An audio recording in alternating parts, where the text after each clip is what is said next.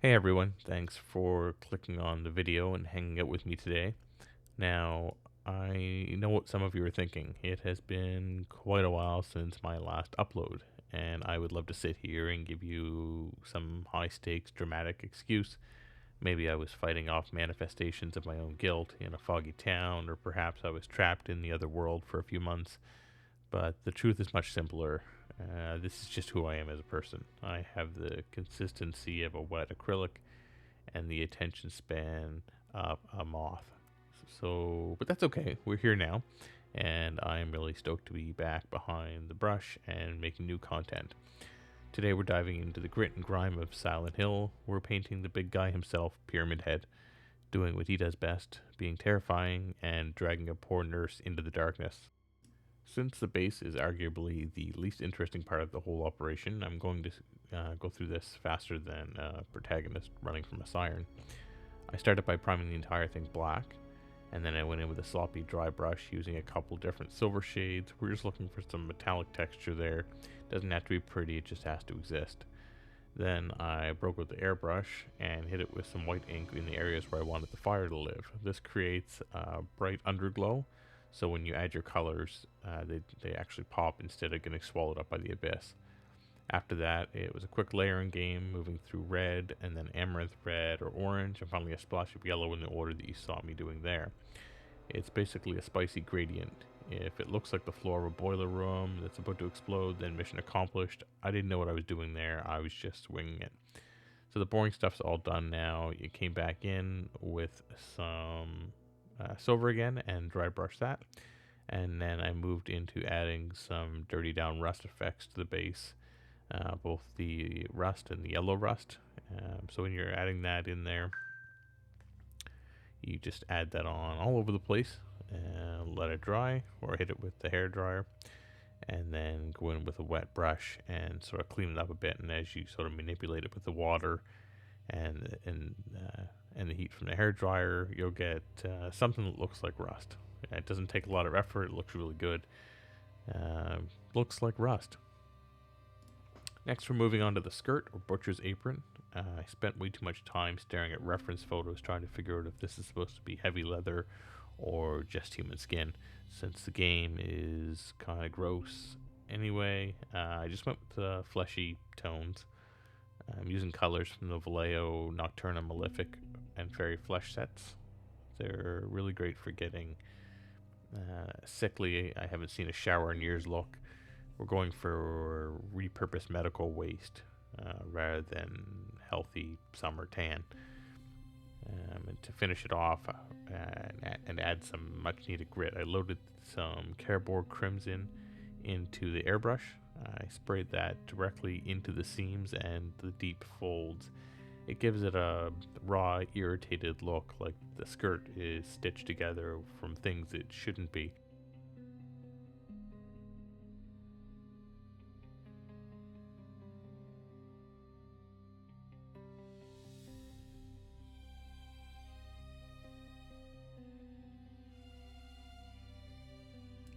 Back at the paint desk, it was time to lean into the gross factor here, and I grabbed some Army Painter Dry Blood Effect and started pushing it deep into all those seams that we just shaded. The great thing about this stuff is it's thick and it looks exactly like something that's been sitting out for a while. I'm not being particularly delicate here. I want it to look like the blood is actually trapped in the stitching of the skin. It's messy and visceral, and it's very therapeutic. If your model doesn't look like it needs a tetanus shot by the time you're done with this step, you can go back and add some more. To really nail that grimdark aesthetic, I covered the entire thing in rattling grime, and while it was still wet, I went back in and wiped off most of it, leaving the filth trapped in the textures. The grime ties all those sickly flesh tones and blood effects together, giving that cohesive, oily filth.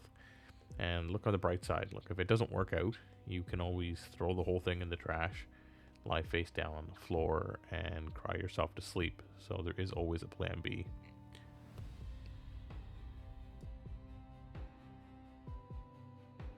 Onto the torso, I based this in deck tan mixed with a pale olive to give it a sickly green tint, and then I hit the shadows with Malefic Flesh to finish it off, I used Druchii Violet and Cardboard Crimson to add some bruising. If you're looking for that mottled, irritated skin texture that says you should probably get a routine blood panel done soon, it's subtle, but it adds that perfect layer of discomfort. Next, I'm trying a technique that I have seen online in a few different places. I definitely did not invent this. I'm not that smart. But I covered the whole area in a layer of like water-thin super glue. The trick is to work fast here and use a garbage brush. You want something that you're going to be throwing away afterwards. But don't go so cheap that it starts shedding bristles everywhere. Picking stray hairs out of wet super glue is a one-way ticket to hating your life. We're aiming for just a light coating over the entire thing here, and it adds a little bit of texture. So just keep moving before it sets.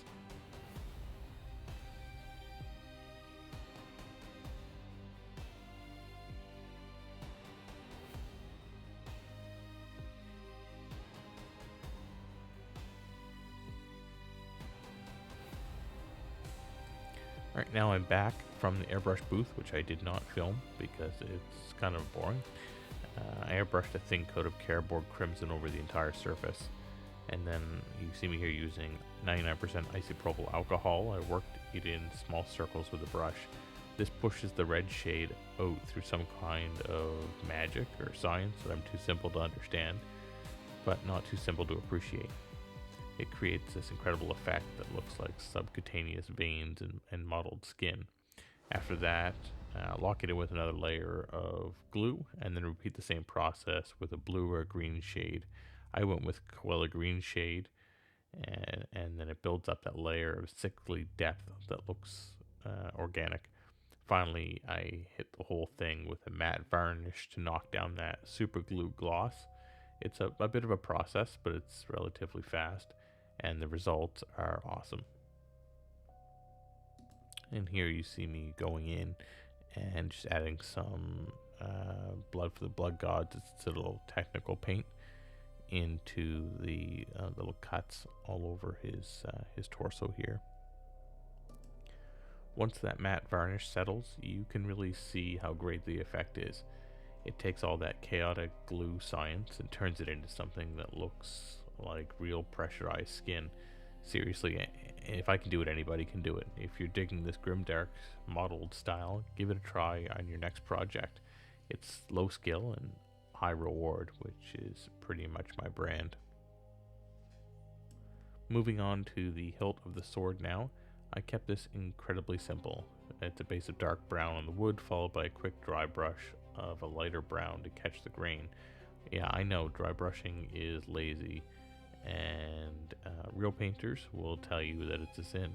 But lucky for me, I am a lone wolf, and I do my own thing. Besides, if it gets the job done and it looks good from 2 feet away, then I'm counting it as a win. We've got a giant pyramid to paint, and I'm not spending 3 hours edge highlighting a stick. After that, onto the leather, I used a light brown and a dark brown in the same lazy wolf method that I use for the wood. It's effective and fast, and we've got other things to get onto. After all this is done here, I'm going to hit the metallic bits and the blade itself with some lead belcher to really bring out the detail, and then follow up with some liquid magic, Tamiya panel liner. This stuff is like a cheat code for metal. It flows right into all those nooks and crannies, instantly adding depth without any actual effort on my part. It's basically the painting equivalent of a get it to work free card. Finally, we're on to the nurse. For her skin, I pulled base shadow and highlight colors from the same Vallejo flesh sets that I mentioned earlier. The main difference here is that I leaned into the more purple shades. While Pyramid Head is just generally gross, I wanted the nurse to look, well, specifically dead and gross. We're going for that cold storage aesthetic. Those purple undertones really help sell the idea that her circulation hasn't been a priority for quite some time. Once the flesh tones are down, and I do another coat of thin super glue over the whole thing. The plan was a light coat of Drakenhof Nightshade over the top, but my lighting was bad and my eyes are getting older. Honestly, it's almost time for them to be put into a home. I ended up going way too thick with it, turning her into a smurf briefly, but because the super glue's underneath, it's super easy to wipe off if you got too much, so I cleaned all that up. Moving on to her dress, I used some grays and yellowish ochre colors here to do the dress and the hat.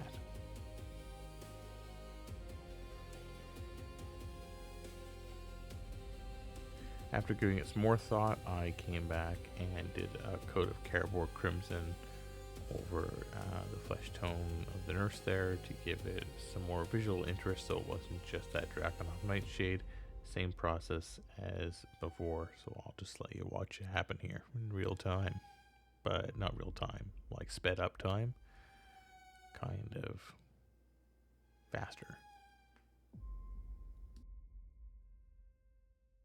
Now's a good time to tell you about this model. It comes from the talented team over at Tanuki Studios and was sculpted by Gabriel Laet, who did an excellent job on the details. I paid for this model myself. Why, you might ask? Because I do not have a shelf full of awards or a line of sponsors knocking down my door yet. Call me, guys. Let's make it happen. But until that day, I'm happy to support great artists.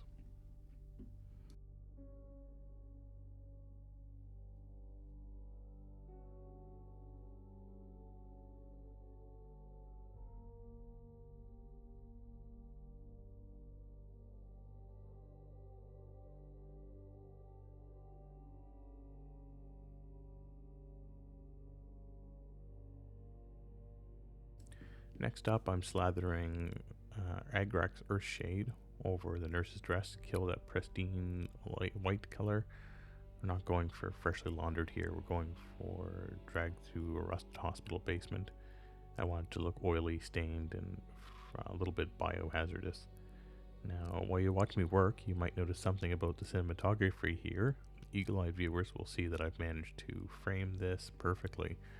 If your goal is to see part of my hand and the shoulder of the dress, that is, my placement here, let's call it artistically questionable.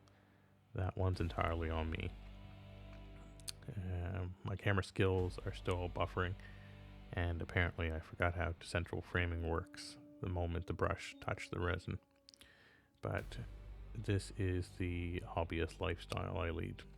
In the world of wet paint, you only get one take. There's no undo button in real life, and I wasn't about to strip the whole model just for a better camera angle, so you get what you get. And what you get here today is a dirty nurse dress and a distracted cameraman. Moving on to the finer details. There, done, it's painted. I've done my job as a dedicated hobbyist, and now I'm fleeing this part of the model before I end up on some kind of watch list. And we are back on safe ground. Let's talk about footwear. After that last bit, painting a pair of shoes feels like a breath of fresh, non-creepy air. For the base, I'm using snakebite leather. It gives that perfect worn-in hide look with almost zero effort. I'm just laying that down across the main body of the shoe to give her some sensible loafers. And then to finish them off, I'm going to hit the soles with a flat black. Because we're all about details, I'm adding a few tiny gray scratches and scuffs to the bottoms of the shoes. It's a super easy step at the end, but it adds that extra layer of lived-in realism.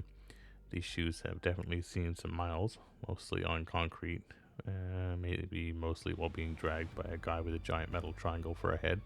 Simple, effective, and best of all, totally normal to talk about on the internet. After that's all done, I'm moving on to the gloves, and I'm painting them with khaki color, and after that I'm just going to wash them down with some Agrax Earthshade to dirty them up a bit. Pretty straightforward and pretty simple. Once that's done, I'm going to take some of that dry blood paint and just use a piece of sponge to stipple it on, and then on her face where it's all smashed in there or twisted up, I don't know, it's covered in blood. I just use Blood for the Blood Gods paint, and just slop it all over there. To get that industrial look on the helmet, I'm going to start with a base coat of Reaper Rust Brown and then work some black red into the deepest shadows and recessed panels, and then a rattling grime wash.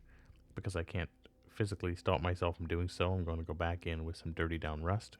It adds that crusty textured oxidization that really sells the Silent Hill vibe, going from painted resin to tetanus hazard in about 30 seconds. And this is our Pyramid Head and Nurse duo just about finished. Despite my questionable camera work and the minor trauma of painting monster lingerie, I'm happy with how this piece came together. Huge thanks to all of you for sticking around and watching the process. If a guy who forgets where the center of the frame is can pull this off, you absolutely can too. Hopefully this inspires you to dust off that pile of shame and start painting. Go make something disgusting, and I'll see you in the next one. And seriously, sponsors, call me. I'm so lonely.